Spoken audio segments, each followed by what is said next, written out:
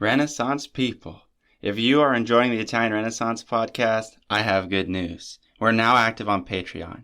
You can show your love for the show by becoming a patron and get access to additional resources, information, and artworks. Better yet, those who join the Renaissance Master or Renaissance Patron tier will get access to at least one additional podcast episode each month. My goal is to ensure that the main podcast remains a free, accessible source for everyone. Become a patron today through the link in the show notes to support the continued production of new episodes and help build and maintain this community. The Italian Renaissance shop is now also active on Etsy, linked in the show notes. Sport our logo or choose from a growing selection of Italian art-inspired designs. Discounts are offered to select Patreon tiers as well. Your support has my immortal gratitude. Now, enjoy the show.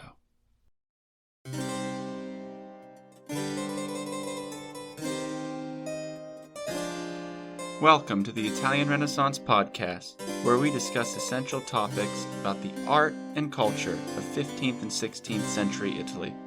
I'm your host, Lawrence Gianangeli. Andiamo avanti.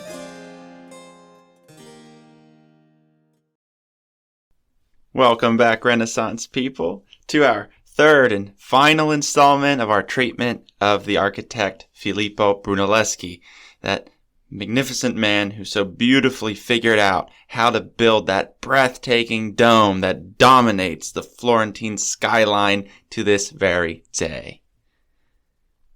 We learned over the last few episodes that Brunelleschi is a somewhat turbulent fellow. He's hot-tempered, he's very reactionary.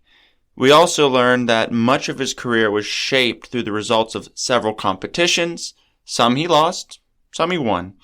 And the result was his long independent study in Rome, his return to Florence, and his role as a prominent architect in the city, far from his original roots as a young goldsmith. Importantly, we also briefly outlined the situation with Gothic art and architecture in Florence at the time, and how deliberate cultural moves were already being made in order to reintroduce major elements of classical architecture into the mainstream visual culture. This was not only in resistance to a style that was not local, but in trying to revive what they believed their locality to be, namely seeing themselves as the descendants of the Roman Empire. As such, in the first half of the Quattrocento, guys like Brunelleschi, Donatello, and Ghiberti were completing their commissions with ancient Rome in mind, but reconciling their pagan roots with their contemporary Christian culture. As such, you get your idealized nudes, as in Ghiberti's competition panel, and like Roman-inspired domes on your churches. Does that make sense? Like Roman style in religious and like Christian religious art? Okay. Yet, there is something Gothic about the design and structure of the Florence Dome, as we went over in detail. Brunelleschi was working with a church that was already built, and he had to merge the modern structural engineering with ancient Roman influence. It is really in the rest of his architecture where he is at liberty, more or less, to design it to his own discretion, and that we'll see a full-fledged rejection of Gothic design in favor of a truly Renaissance architecture, one that is fully influenced from existing Roman structures, and it innovates and adapts them to their contemporary culture and aesthetic taste. In order to demonstrate this, I want to look at a few of Brunelleschi's architectural works in the city of Florence. Keep in mind that the dome and the lantern that we talked about in the last episode were being commissioned and built during his entire time back in Florence until his death and after his death. You'll see that he was a very busy guy because what we're going to talk about he worked on while the dome was being built as well, right? And so we'll begin with his first major architectural structure that he did when he returned to Florence. I am talking about the loggia of what is called the Ospedale degli Innocenti. That might sound odd. I'm going to clarify what these things mean. So a loggia is both the Italian and the English architectural term for a sort of porch, usually with like a colonnaded arcade, but it's open to the air, right? But it still has a roof on it or a top. It's like a covered balcony, I guess, but it can be on the ground level, like this is, well, it's on a staircase, or it can even be like on top of a building. If you've been to Florence, the Loggia dei Lanzi is that large colonnaded loggia that has the Perseus sculpture and the Rape of the Sabine sculpture, among many others. They can even stand alone, just like the Loggia dei Lanzi, right? In this case, it serves as the front entrance to the Ospedale degli Innocenti, or the Foundling Hospital of Florence, the Hospital of the Innocents, if we want a word-for-word translation. Orphans raised here were also given the last name Innocenti, many of whose offspring still inhabit Florence to this day.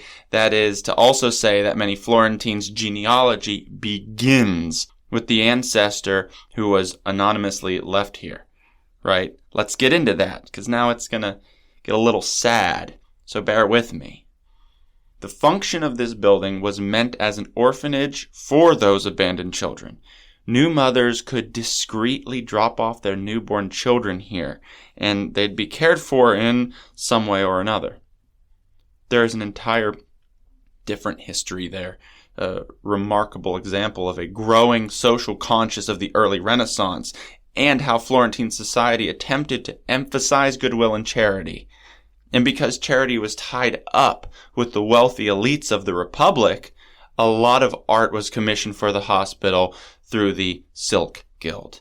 Remember how much money was amassed by the Florentine textile trade, right, guys? This is also a very cool place to visit, and it's absolutely one of the less trafficked places in Florence. It's located on the Piazza Santissima Annunziata. If you listen to the Halloween special, you may recall that Palazzo Grifoni is also on that piazza, the one with the window always open as not to upset the angry spirit that haunts the palazzo, right? So after this episode, you'll be able to go to this part of Florence and know a good deal about what's going on in that piazza. Speaking of haunted places, I have been to the Foundling Hospital a few times. When I say it is less traffic, I mean I basically had the entire place to myself. I don't know what it is, but the place is honestly really creepy. It just is kind of dark and spooky. It housed hundreds of orphan newborns, and infant mortality rates were much higher during the Renaissance. For no reason, there are these creepy mannequin nurses in there too. And I'll never forget the chill that ran down my spine when I was wandering down the stairwell and I heard like a faint giggle of children echoing up towards me from the bottom. It was, like hee hee, like really kind of creepy kind of laugh. Guys, I wanted to die. Like I was like, oh my God, what is this? Of course, I investigated because I like to think I'm a reasonable person. Or the person who gets killed in a horror movie because I go after the creepy noise, right? There happened to be a little motion detector with a speaker that was playing little kid noises at the bottom of the stairs. Like, ooh, why on earth did they think that was a good idea? It scared the hell out of me. So you've been warned, when you visit this place, you may hear the faint, creepy giggle of children, okay? Creepy ambiance aside, Brunelleschi's loggia is on the exterior, so you won't be trapped in those giggling ghost halls, right? Keep in mind, he was not present for the entire construction of the space, but he did provide a scale drawing for the builders with measurements, right? Some changes were made without his oversight as well. but we're really going to focus on the elements in the structure that are his. We would call his architectural style classicizing, meaning it's bringing in classical elements of architecture, referencing classical architecture, but it, of course, isn't classical because it's not being built in the ancient period. Does that make sense? Nor is it a direct imitation. The first instance of this classicizing architecture are the columns, which are, of course, direct quotations of antiquity. The capitals are what is known as composite, of the composite order. If you remember your architectural orders, which we talked about, the Doric, Ionic, Corinthian, Tuscan, the composite order combines the scroll of the Ionic capital with the highly decorative acanthus leaves of the Corinthian capital. So it's like a leafy scroll type capital. Unlike ancient architecture, however, which predominantly uses columns to hold up long horizontal slabs of stone, kind of like post and lintel situation, Brunelleschi uses it to spring a rounded arch from either direction of the capital. In fact, it ends up being 3. I'll explain. Which is in direct opposition to the Gothic pointed arch, right? A major innovation in Florentine style. Okay, you guys always remember that. Your Gothic architecture is going to point the arches, point them in their vaults, point them in between the pilasters and colonnades. Their windows are going to be pointed. Lots of tall points in Gothic architecture. And then if we're referencing ancient Rome, those arches become rounded, which is in the Renaissance a mark of the rejection of the Gothic style, is to deliberately move away from pointing arches and rounding them again to refer to ancient Roman architecture. Pay attention here now, because this next element is something that's going to be reoccurring across Brunelleschi's architecture. He is fixated on proportion and rational space. This is achieved by making the distance between each column the same as the distance between the column and the wall, which forms a perfect square in each bay of the arcade, which makes up the whole loggia. I hope that made sense. Just as a rounded arch harmonizes the facade, they also shoot off from the column to the wall, which forms in the ceiling of each square section a sort of dome. So we're talking perfect rationalized space, measured to exact proportion, adapting ancient architectural form.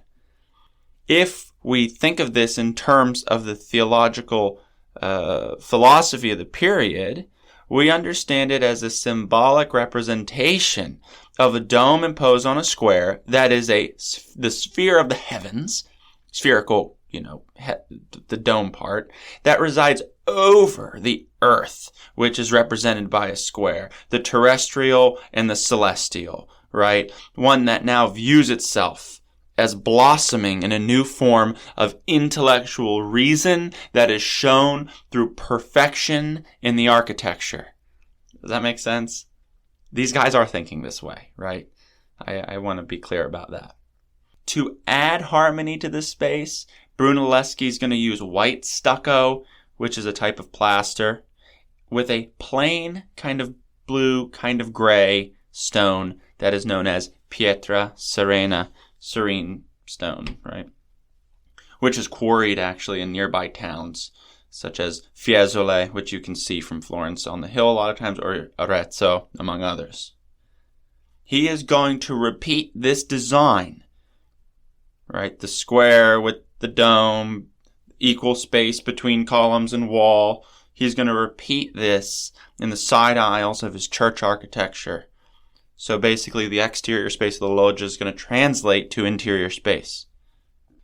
Brunelleschi also designed empty decorative roundels to be inserted on the wall where each of the arches dips into the column. A roundel is just a round architectural kind of decorative feature. While he did intend for them to be left empty, they were later filled by someone by the name of Andrea della Robbia. The della Robbia family is very famous for their ceramic work, and in each of the roundels is a ceramic tondo, right? Meaning round, we would call them all tondi, which is the plural, each showing the image of an orphan child with their legs bound together, which is a Quattrocento fashion of swaddling clothes. Looking at the whole structure, what is absolutely clear is that Brunelleschi expertly is combining precision proportion with subdued, reserved color and using that local material to create a design that combines antique, classical, or classicized forms with his Florentine innovation, culminating in a perfectly rational and harmonized space. Let's keep in mind how deliberate this all is, how focused and even obsessive we can consider Brunelleschi to be, and how meticulous he is with his design. Two very important Florentine churches are also under Brunelleschi's design.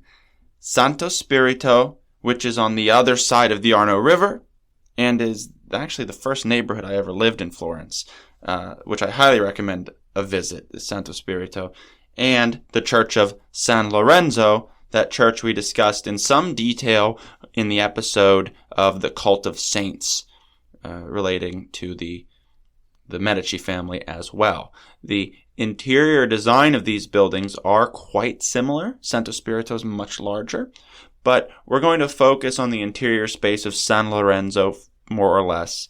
So that means we can also understand how those similar designs translated into Santo Spirito without saying the same thing about both. So Brunelleschi is returning to a wide nave, which is a central aisle in a church, accompanied by two side aisles, which kind of is a traditional early Christian basilica form. Okay, I'm going to read to you now from a very good source on Renaissance art by Frederick Hart and David Wilkins, really one of the textbooks that I used in undergrad, which does a much better job than me of explaining how Brunelleschi uses modular proportions to harmonize both church spaces in nearly identical ways. The book reads, "The modular structure at San Lorenzo and Santo Spirito is similar, and as a result, the spatial effect of the two interiors is almost identical. If we take one square side aisle bay as a module, then each nave bay is 2 modules wide, and the crossing is 4 modules square. The bays of the side aisle are 4 times as tall as they are wide, and the nave is twice as tall as the aisles. The width of the nave equals to the height of the nave arcade. The floor pattern at San Lorenzo emphasizes these relationships, reinforcing the modular system, but this was not carried out in Santo Spirito. The double lines of San Lorenzo's pattern also reference the width of the square base columns, called plinths, establishing that the width of a single plinth is 1/5 the distance between them. The visitor is everywhere made aware of the geometric grace of the individual shapes and of their function in the harmonic Pythagorean structure of the church." That's the end of the quote. The Pythagorean structure, meaning that Brunelleschi is actually referencing the ancient Greek Pythagoras and how he is making these modular proportions in order to produce spatial harmony. And the truth is that all sounds very, very complicated because it is. Okay, I just hope that all made sense to you in a sort of way. Even if you couldn't picture it exactly, to understand how precise Brunelleschi's designs are and what the achieved effect is. In addition to this, the typically vaulted ceiling of the nave is now replaced with a flat but geometric one, reminiscent actually of the coffering that we see in the Dome of the Pantheon, but put onto a flat surface. Actually, one of the squares in San Lorenzo, the ceiling of San Lorenzo, is actually fitted with a Medici coat of arms, marking their patronage of the structure. We also have Corinthian columns here, which is different than the composite ones that we saw at the Ospedale, but there's something new as well. The use of what are called impost blocks. These are used to achieve the proportional height of the interior space. That is a block put on top of the capital from which the arch springs. Right? Again, just like at the Ospedale, the side aisles make perfect squares, each with a slight recess in the wall designed for a small chapel now, right? So that function is being enhanced for religious means, if that makes sense. The space between each chapel is where the spring from the Roman arch meets a pilaster, increasing the decorative impact of the architecture. So a pilaster is essentially a column placed against the wall and flattened. It looks like a column. It's not a column. They don't actually provide any functional support. All of this is unified again with white stucco and gray pietra serena. Where did we see that? The Ospedale, of course. Just like with the Duomo, Brunelleschi died before he saw the completion of either church. San Lorenzo was first paid for by Giovanni de' Medici, right, one of those first important Medici, then picked up by his son, Cosimo, who, after Brunelleschi's death, had his prized architect Michelozzo, who was very important, finished Brunelleschi's design, but Michelozzo did not actually achieve completing the interior until the 1470s. To this day, the facade of San Lorenzo was never completed. I guess I should clarify, a facade, the external face decoration, right? It houses the tomb of Cosimo de' Medici, who is buried alongside his friend Donatello. Brunelleschi also designed the sacristy, and as early as 1520, Michelangelo would be the architect behind the Medici Chapel, which is attached to San Lorenzo, housing brilliant tomb structures that we will eventually talk about for sure, in addition to other tombs of very important Medici members. The church also has a magnificent Mannerist mural by Bronzino showing the martyrdom of St. Lawrence, an image that is actually currently on our Instagram because we talked about that before. Also attached to San Lorenzo is the Medici Library, still to this day housing some of the most important manuscripts collected during the Renaissance. The library entrance being a very strange foyer-like room, also by Michelangelo's design. And it's totally strange, like for real weird. The church, the library, the sacristy, the Medici Chapel, you can visit them all today. A visit to San Lorenzo is going to be worth your time. It's also one of the most fun tourist areas in Florence, immediately next to the Medici Palace, of which we discussed those magnificent frescoes done in 1459 by Benozzo Gozzoli. The same place that was the original location of Donatello's sculpture of David, the bronze one. Right next to it is a popular tourist market where you can buy all sorts of Italian leather, tapestries, knickknacks. Make sure the leather's real. And behind it is every imaginable international cuisine you can think of. Well, give or take, not every. And Italian Chinese food is for some reason absurdly good. What is certain is that the use of rational space and harmonized color, as introduced by Brunelleschi, becomes a major point of reference for later Renaissance architecture. Architects like the Medici favorite Michelozzo, also Michelangelo, and even the Venetian Andrea Palladio, who we've spoken about, they will quote Brunelleschi in their architectural designs. As such, Renaissance architecture is essentially understood through Brunelleschi, the great architect of Quattrocento Florence. He designed the Dome of Florence, the Ospedale degli Innocenti, San Lorenzo, and Santo Spirito, He was also commissioned by the infamous Pazzi family to design a structure that is likewise perfectly harmonized, the Pazzi Chapel in Santa Croce. If you remember, Santa Croce was also designed by Arnolfo de Cambio, who designed the, in part, base structure of the cathedral. A lot to take in.